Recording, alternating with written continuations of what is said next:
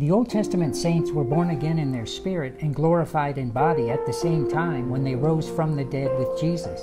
For us, on this side of the cross, the glorification of our bodies, or in a similar sense, when we die and go to heaven, is separated from our new birth by many, many years, but is no less guaranteed for us as it was for them. So what is our guarantee? It is the Holy Spirit. He is the earnest of the glorification of our bodies. He is heaven's earnest money, enough to prove to you that God will fully purchase you both spirit and body. Is this guarantee automatic just because you are born again? That is a hard no. Don't be fooled by bad grace advocates who say no matter what, the Holy Spirit seals you.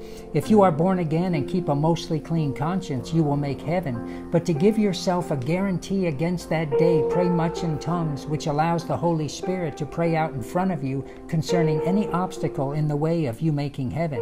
He is heaven's inoculation against deception. We are groaning in our spirit for our glorified bodies that we can't see, but therefore hope for. Likewise, we know not what to pray for as we ought towards that day of glorification, but the Holy Spirit makes intercession for us with groanings. The beginning of this process is you praying up the mysteries of His will for your life, including the understanding of His Word. It says, "He that searches the hearts knows something." He, the Holy Spirit, searches your heart, knowing the mind of Christ for you, the individual human spirit, personally, so we can make intercession for you in order to work God's will for your life. The medium of exchange that the Holy Spirit uses to do this is praying in tongues.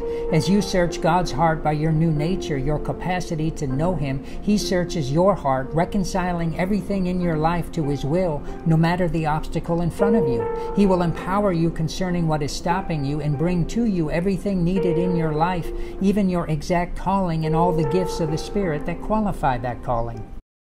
Old Testament saints were born again and glorified at the same time, meaning, as an illustration, they received the Empire State Building completed all at once.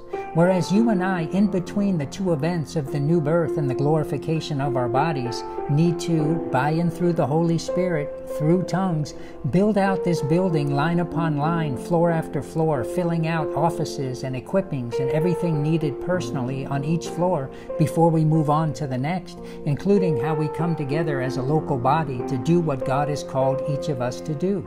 This comes first and foremost by tongues. There is no other way. You may make heaven without tongues, but you will never fulfill God's plan for your life without praying in tongues.